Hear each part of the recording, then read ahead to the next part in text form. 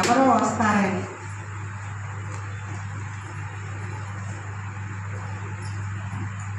నేల నాటిన విత్తనం జీవం పోసుకొని మొక్కగా నిలబడేదాకా నీరు పోయాలి.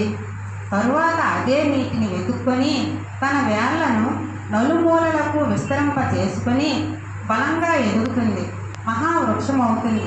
అలాగే మనిషి కూడా స్వయం శుద్ధుడై పట్టుదల స్వయం కృషితో తనలోని జ్ఞానాన్ని మేధస్సును పెంచుకోవాలి. ఈ పుట్టిక మనది, బతుకు మనది. మన ఆలోచనలకు అనుగుణంగా కష్టసుఖాలు అనుభవించేది మనమే. అలాంటప్పుడు ఒకరి సాయం కోసం ఎదురు చూడడం ఎందుకు? వేరొక అభిప్రాయాలపై ఆధారపడడం ఎందుకు?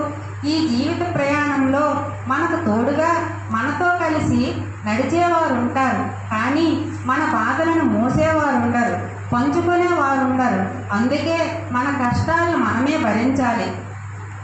పేదవారు, శారీరక వైకల్యం ఉన్నవారు కూడా ఎన్నో ఒడిదుడుకులు తట్టుకొని బాధలను భరిస్తూ తమ మేధాశక్తితో అద్భుతాలు సృష్టిస్తున్నారు. అలాంటప్పుడు శారీరకంగా మానసికంగా బాగున్న వాళ్ళు కష్టాలు వచ్చినప్పుడు కుంగిపోవడం ఎందుకు?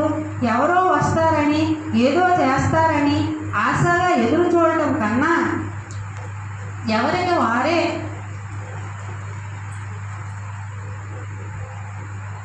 మనోబలంతో కష్టాలను అధిగమించడానికి ప్రయత్నించాలి. జీవితంలో ప్రతి మనిషి సమస్యలు తప్పవు. వాటిని ఎలా ఎదుర్కోవాలో తెలుసుకోవడమే జీవితం.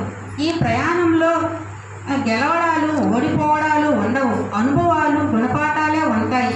పులి, సింహం లాంటి ఎంత ఆకలితో ఉన్నా గట్టి తినవు. కట్లమృగం లాంటి జంతువులు శాకాహారం తప్ప మాంసాహారాన్ని ముట్టవు. అలాగే మనిషి కూడా విలువలను మరిచి తన వ్యక్తిత్వాన్ని తగ్గించుకోకూడదు. భగవంతుడిచ్చిన వివేకాన్ని సంపూర్ణంగా వినియోగించుకొని లక్ష్యాన్ని చేరుకోవడానికి కృషి చేయాలి. లక్ష్య సాధనలో ప్రతి జీవి ఎన్నో అడ్డంకులు ఎదుర్కొంటుంది. తేనెటీగలు ఎంత కష్టపడి తేనె తుంటని ఏర్పరచుకుంటాయి, దాన్ని ఎవరో తీసుకుపోతారు. అంత మాత్రాన అవి చేష్టలని చూస్తూ ఉండవు, మళ్ళీ అన్వేషణ సాగిస్తాయి. ఏ చెట్టు కొమ్మ అనువుగా ఉంటుందో చూసుకొని తిరిగి అక్కడ తేనె తొట్టును పట్టుకుంటాయి. విజయ శిఖరాలను చేరాలనుకునేవారు ఎలాంటి అవరోధాలను పట్టించుకోకూడదు. నీలోని బలహీనతలు పదే పదే గుర్తు చేసుకొని బాధపడటం అవివేకం. నీ బలం ఎంతో తెలుసుకో. ఉన్నత స్థాయి నుంచి ఉన్నత స్థాయికి ఎదిగేందుకు నీ బలమే నీకు తోడ్పడుతుంది అంటారు స్వామి వివేకానంద. మనిషి తన బలహీనను ఎప్పుడు భావించకూడదు.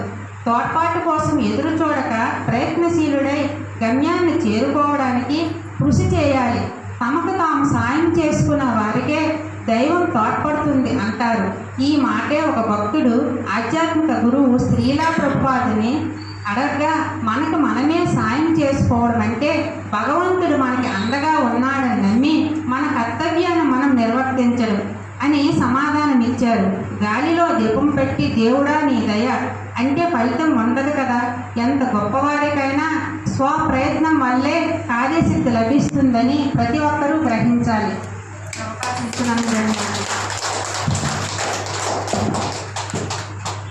గట్టిగా పడుతున్నాను. బాగుందా? నేను మేడం గారు చెప్పిన దానికి వ్యాఖ్యానం చెయ్యక్కర్లేదు. మీరందరికీ అర్థమైనట్టుగా చాలా స్పష్టంగా చాలా ఎక్కువ సబ్జెక్టు. దాన్ని ఇప్పుడు నేను మళ్ళీ ఏం చేయడానికి నాకేమీ లేకుండా చేశారు మేడం గారు. చాలా సంతోషం. ఎప్పుడూ ప్రిపేర్ అవ్వాలి. ఒక సబ్జెక్ట్ని 2, 3, 4 సార్లు మీకు తెలుసా లేదో, నాటకం వేయాలి అనుకోండి. నాటకం వచ్చినాడు బాగా వేసినాడు, ఎంత బాగా నటించాడు అంటాం. కానీ వాడు చాలాసార్లు ఏం చేస్తాడు? రిహర్సల్ చేస్తాడు.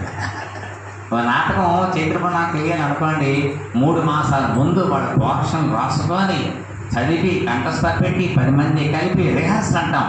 అట్లాగే ఇవాళ నేను ఈ టాపిక్ నాకు నచ్చింది, ఈ టాపిక్ నేను చెప్పాలి అంటే ముందు ఆ టాపిక్ మనకు అర్థం కావాలి. 4-5